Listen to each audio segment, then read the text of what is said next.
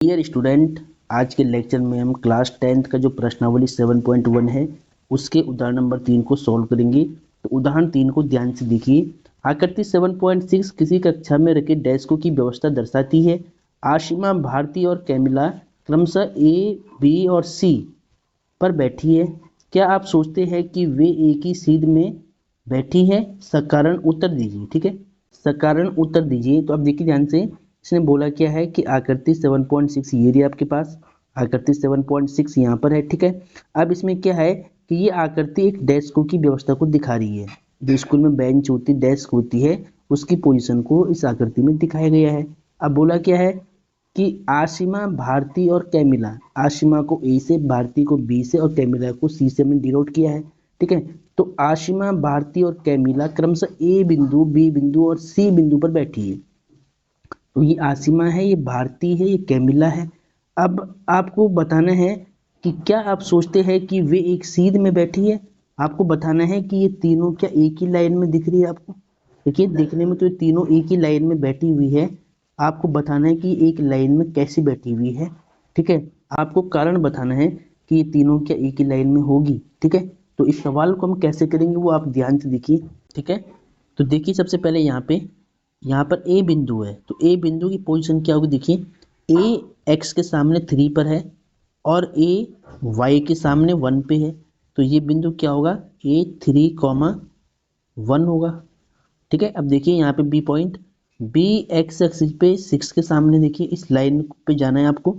B है 6 के सामने और बी वाई के सामने 4 पे है। इसका मतलब बी पॉइंट क्या होगा।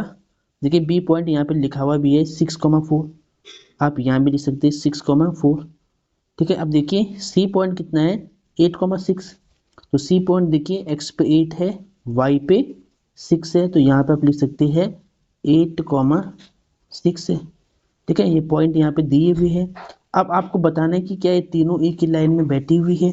तो ये बताने के लिए मैं आपको एक फॉर्मूला बता रहा हूँ, इसको आप ध्यान से देखिए। ठीक है, अब डियर स्टूडेंट, तो सनरे की कंडीशन आपको पता चल गई है। अब हम एग्जाम्पल को सॉल्व करेंगे।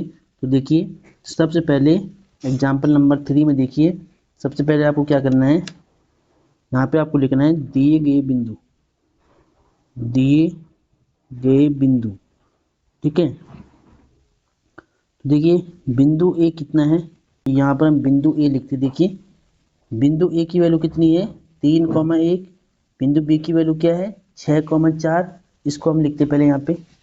बिंदु ए है हमारे पास 3,1, बिंदु बी है हमारे पास 6,4 और बिंदु सी है हमारे पास 8,6। ठीक है, अब हम क्या करेंगे, सबसे पहले हम ए बी के बीच की दूरी निकालेंगे। ठीक है, तो हम क्या करेंगे, हम मान लेंगे यहाँ पे ए बिंदु, यहाँ मान लेंगे थोड़ी देर में, थोड़ी दूरी पर बी मान लेंगे। ठीक है, तो इसको मान लिया हमने ए बी बिंदु, ए बी, और ए की वैल्यू क्या है 3,1, बी की वैल्यू क्या है 6,4, कितनी है 6,4 है। ठीक है, इसको आपको x1 y1 लेट करना है, इसको x2 y2 लेट करना है। ठीक है, तो अब देखिए यहाँ पर ए बिंदु मानिए, यहाँ पे बी बिंदु और यहाँ पे सी बिंदु।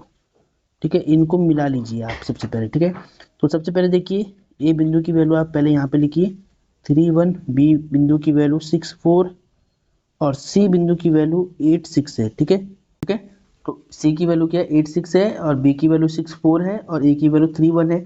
अब देखिए ध्यान से, संडे के लिए सबसे पहले आपको ए बी के बीच की दूरी बतानी पड़ेगी। तो ए बी को हमने यहाँ पे अलग से बना दिया है। अब हम क्या करेंगे, यहाँ पे लिखेंगे दूरी सूत्र से,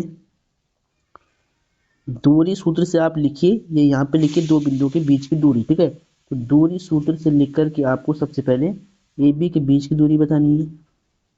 तो फॉर्मूला आपको याद होना चाहिए, x2 माइनस x1 का whole square, y2 minus y1 का होल स्क्वायर।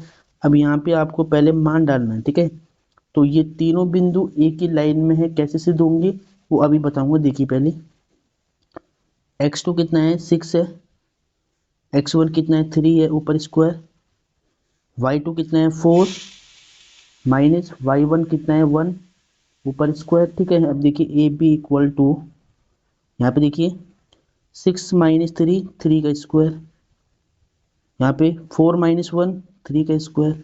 ठीक है, तो यहाँ पे कितना होगा 3 का स्क्वायर 9, 3 का स्क्वायर 9।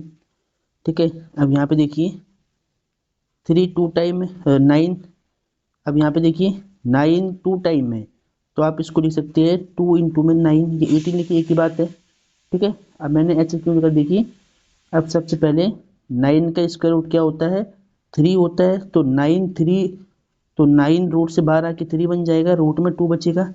ठीक है, तो ए बी की वैल्यू क्या आई, ए बी की वैल्यू आई 3 रूट 2। ए बी की वैल्यू क्या आई, ए बी की वैल्यू 3 रूट 2 आई। ठीक है, अब आप क्या करेंगे, अब आप बी सी की वैल्यू निकालेंगे। ठीक है, तो यहाँ पे आप बी सी निकालेंगे। ठीक है, तो बी सी को निकालने के लिए बी सी का एक छोटा डायग्राम यहाँ आप बना ले। बी कितना है 6 4, सी कितना है, सी कितना है 8 6। ठीक है, अब देखिए इसको मानिए आप x1 y1, इसको x2 y2। अब दूरी सूत्र यूज करना, तो दूरी सूत्र क्या होता है x2 माइनस x1 का whole square plus y2 minus y1 का होल स्क्वायर। अब देखिए ध्यान से यहाँ पर डियर स्टूडेंट, x2 कितना होगा 8, x1 कितना होगा 6 ऊपर स्क्वायर, y2 कितना होगा 6, y1 कितना है 4। ठीक है, अब देखिए इसको थोड़ा सॉल्व कीजिए, कितना होगा देखिए 8 माइनस 6 2, 2 का स्क्वायर, 6 माइनस 4 2, 2 का स्क्वायर। ठीक है, तो बी सी इक्वल टू कितना होगा 2 का स्क्वायर 4, 2 का स्क्वायर 4, तो कितना होगा बी सी इक्वल टू, देखिए इसको आप लिख सकते हैं 2 इंटू में 4, 4 टू जो 8 होगा। ठीक है, यानी 4 प्लस 4 8 होगा, या फिर आप लिखिए 2 इंटू 4, एक ही बात है। ठीक है, अब देखिए यहाँ पर 4 का स्क्वायर रूट होता है 2 रूट 2 हो जाएगा। ठीक है, अब आपको क्या करना है, देखिए आपने सबसे पहले ए बी के बीच की दूरी बताइए, बी सी की निकाल लिया आपने यहाँ पे। अब आपको फाइनली ए सी के बीच की दूरी निकालनी है, ए सी के बीच की। ठीक है, तो ए सी के बीच की दूरी हम यहाँ पे निकालेंगे, देखिए। ठीक है, तो ए सी के बीच की दूरी हम यहाँ पे निकालेंगे, तो यहाँ पे लिखना है आपको ए सी। ठीक है, अब देखिए, ठीक है, अब ए सी के बीच की दूरी आपको निकालनी है, तो इसको आप x1 y1 बोलिए, इसको x2 y2 बोलिए। आप चाहो तो ए सी का डायग्राम अलग से बना सकते पहले। ठीक है, अब देखिए फॉर्मूला क्या होता है x2 माइनस x1 का whole square, x2 minus x1 का whole square plus y2 minus y1 का होल स्क्वायर। ठीक है, अब यहाँ पे आपको पहले मान डालना, देखिए ये x1 y1, ये x2 y2, x2 कितना है 8, x1 कितना है 3 ऊपर स्क्वायर, y2 कितना है 6, y1 कितना है 1 ऊपर स्क्वायर। ठीक है, अब यहाँ पर ध्यान दीजिए 8 माइनस 3 5 स्क्वायर, 6 माइनस 1 5 ऊपर स्क्वायर। ठीक है, स्क्वायर सेम है। अब इसको सिंप्लीफाई करना है, देखिए 5 का स्क्वायर 25, 5 का स्क्वायर 25। ठीक है, अब 25 टू टाइम है, तो इसको हम लिख सकते हैं 2 इंटू में 25। ठीक है, अब देखिए ए सी इक्वल टू, देखिए 25 का स्क्वायर रूट कितना होता है 5 होता है वर्गमूल, यहाँ पे 2 बचेगा। ठीक है, अब देखिए आपको बताना था कि आशिमा, भारती और कैमिला तीनों क्या एक सीध में बैठी हुई है, तो इसको सिद्ध करने के लिए हम क्या करेंगे, देखिए अगर ए बी और बी सी की दूरी का योगफल ए सी की दूरी के बराबर आएगा, तो ये तीनों एक सीध में है, वरना नहीं है। ठीक है, तो अब देखिए, अब चूंकि देखिए यहाँ पे देखिए ध्यान से, सिंस ये आपको इसकी बात करना है। ठीक है, देखिए सबसे पहले देखिए ए बी कितना है 3 रूट 2, बी सी कितना है 2 रूट 2। ठीक है, जब अगर इन दोनों को आप जोड़ोगे ना, देखिए ए बी में अगर बी सी आप जोड़ रहे हैं, तो आपको क्या मिलेगा ए सी मिलेगा। देखिए 3 रूट 2 और 2 रूट 2 कितना होगा 5 रूट 2 होगा। देखिए आपको यहाँ पे लिखना है A B plus B C equal to A C.